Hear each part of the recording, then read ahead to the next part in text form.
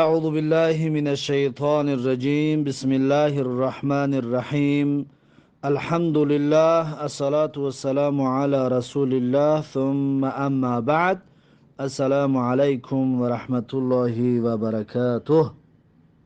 خب، امام نووی رحمه الله در کتاب ریاض الصالحینش میگوید که باب الوعظ والاقتصاد فیه، یعنی باب در مسئله وعظ و سخنوری و سخنرانی، والاقتصاد فیه، همچنین باب در مسئله میانروی کردن در وعظ و گفتگو. یعنی چی؟ یعنی سخن طولانی نکردن، مردم خسته نکناندن و مردم را دلگیر نکردن. پس باب در ان همین مسئله هست. خب، امام نووی رحمه الله در زیر این باب اول یک آیت میارد، بعد از این چند حدیث را برامون یادرس میکند. خب، اولین آیتی که میارد یا همون یک آیتی را میارد، میگد قال الله تعالی، گفت الله سبحانه و تعالی ادع الى سبیل ربک بالحکمت والموعظة الحسنه. سوره نحل آیت 125 که الله سبحانه و تعالی میگد ادعو، یعنی دعوت کن مردم را، بخوان مردم را، الى سبیل ربک، یعنی بر راه پروردگارت، به شریعت پروردگارت، بالحکمت، یعنی دعوت تو باید با حکمت یک جا باشد. حکمت یعنی چی؟ حکمت یعنی گذاشتن سخن در جایگاه خودش. هر معرکه ایده که می روی، سخن را به مطابق همون معرکه صحبت کردن. در جنازه می روی، پند و نصیحت از مردن و وفات کردن. در توی می روی، پند و نصیحت از زندگانی و خوشبختی و اینها کردن. یعنی همین را میگن حکمت، یعنی سخن را در جای خودش راندن، سخن را در جای خودش استفاده بردن. و الموعظة الحسنه، همچنین باید همین دعوت و وعظ و سخنوری با موعظه حسنه باشد. موعظه حسنه یعنی که سخنان نیکو، سخنان درشت را در اون استفاده باید نبری، سخنان را استفاده بری که مردم جلب شود به گوش کردن صحبت هایت. پس این هست اولین آیتی که امام نووی رحمه الله آورد. بعد از این میگذره در قسم حدیث ها، میگد حدیث 698 و عن ابی وائل شقیق ابن سلمة قال، از ابو وائل شقیق ابن سلمه رضی الله عنه روایت است که گفت کان ابن مسعود رضی الله عنه یذکرنا فی کل خمیس.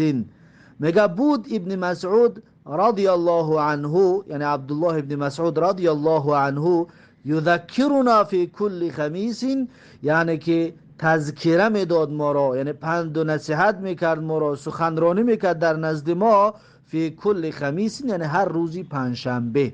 هر روزی پنجشنبه روز سخنوری و سخنرانی ابن مسعود بود میگه برای ما. فقال له رجل، پس میگه ابن مسعود را گفت مرد ابن مسعود رضی الله عنه را گفت که یا ابا عبدالرحمن، گفت ای ابو عبدالرحمن، لودیت انک ذکرتنا کل یوم. لودیت یعنی حتما من دوست میدارم که انک ذکرتنا کل یوم، هر آینه تو سخنرانی کنی در بین ما یا پند بدهی ما را، کل یوم یعنی هر روز. از حضرت خواهش کردن که هر روز صحبت کن، هر روز پند بده. فقال، پس ابن مسعود رضی الله عنه گفت که اما انه یمنعنی من ذلك انی اکره ان امل لكم. میگوید که اما انه یمنعنی، یعنی هر آینه چیزی که من را باز می‌دارد، من ذالک یعنی از همین کار کردن، یعنی هر روز پند کردن، پند و نصیحت کردن، چیزی که مرا باز می‌دارد، انی اکره ان امل لكم، گفت هر آینه من دوست نمی‌دارم که شما را خسته کنم. اکره یعنی دوست نمی‌دارم، خوش نمی‌بینم، ان امل لكم این که بگیم ملل و خستگی و شلپری را بالای شما بیارم. و اینی اتخولکم بالموعظه، گفت هر آینه من عهد میبندم با شما به موعظه. یعنی که عهد میبندم یعنی که مراعات میکنم، رعایت میکنم وقت رو در سخن گفتن و در پند کردن. یعنی وقت رو نگاه میکنم و حالت شما رو نگاه میکنم، بعد از اون شروع میکنم به سخن کردن. کم اتخولکم یعنی که عهد میبندم، تعهد میکنم. مقصد تعهد میکنم یعنی که مراعات وقت میکنم در سخن گفتن. کما کان رسول الله صلی الله علیه و سلم یتخولنا بها مخافت السآمت علینا.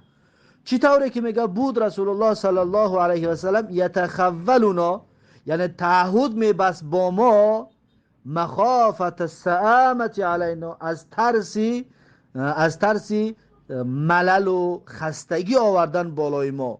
یعنی حتی پیغمبر صلی الله علیه وسلم این حالت را گفت رعایت میکرد.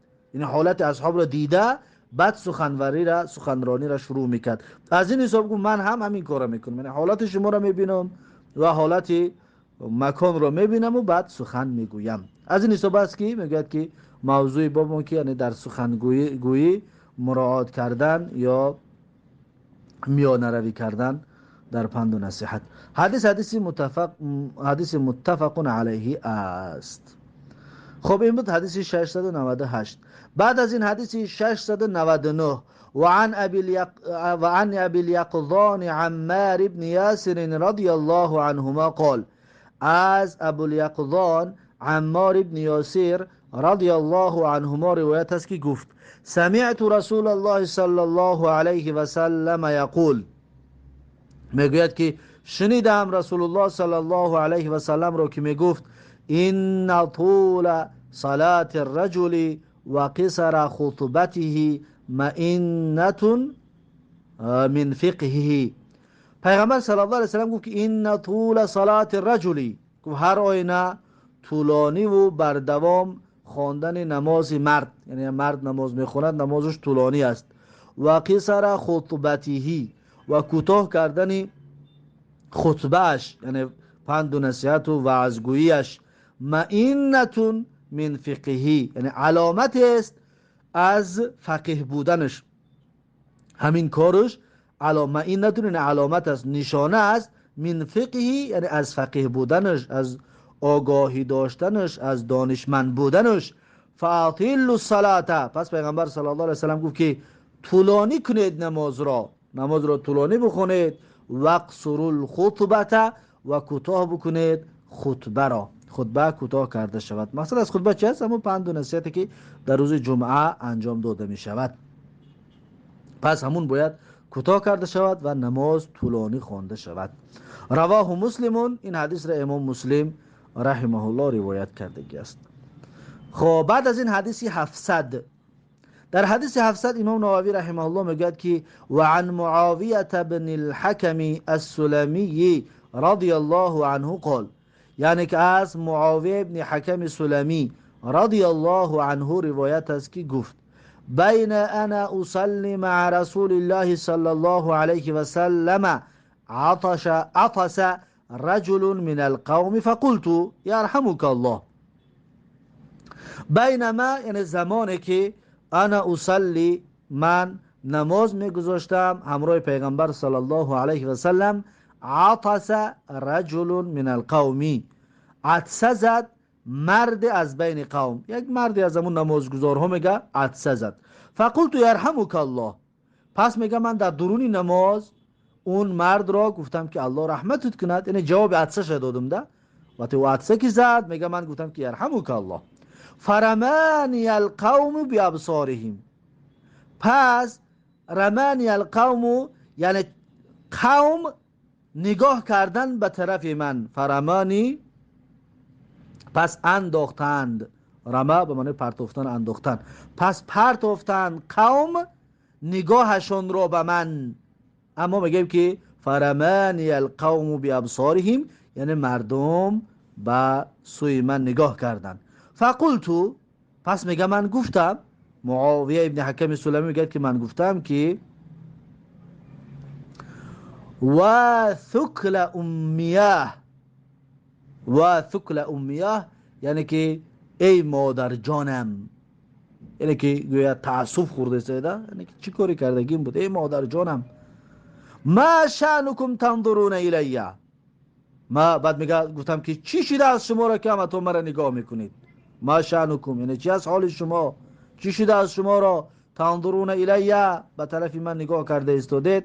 فجعلوا یضربون بایدیهم علی افخاذهم، پس شروع کردن میگه همون قوم یضربون بایدیهم، میزدن با دستانشون علی افخاذهم بر رانهای پایهایشون، یعنی که با دستاشون در رانهای پایهاشون میزدن. فلما رأیتهم، پس زمانی که میگم من اونها را دیدم یا زمانی که پی بردم، یسمیتوننی، اونها میخواهند من را خاموش بکنانند، یعنی با دستاشون در پایهاشون زدیستن، به خاطر چی؟ به خاطر خاموش شو. لکنی سکتو، پس میگم من ساکت شدم، لیکن من ساکت شدم وقتی دیدم میخوان مرا ساکت بدرونن، خب بدرونن، پس میگه که من ساکت شدم. فلما صلى رسول الله صلی الله علیه و سلم، پس زمانی که میگه پیغمبر صلی الله علیه و سلم نماز را خواند، فبأبی هو و امی، پس فدایش باد برای پیغمبر صلی الله علیه و سلم پدر و مادرم، ما رأیت معلما قبله ولا بعده احسن تعلیما منه، میگه ندیدم معلم را، ندیدم آموزنده را، قبله پیش از پیغمبر، ولا بعده و نه بعد از پیغمبر صلی الله علیه وسلم، احسن تعلیما منه، نیکوتر باشد از روی تعلیم از پیغمبر دیده، یعنی که از پیغمبر دیگه من میگوید معلمی خوبتر و نیک تربیه کننده تری ندیدم. فوالله ما کهرنی ولا ضربنی ولا شتمنی قال، پس معاویه ابن حکم سلمی میگوید که فوالله قسم به الله ما کهرنی، یعنی که مرا نراند یا به من خشم نکرد، غضب آلودگی به طرف من نکرد، ولا ضربنی میگه مرا نزدک، ولا شتمنی و بدگویی هم به طرف من نکرد.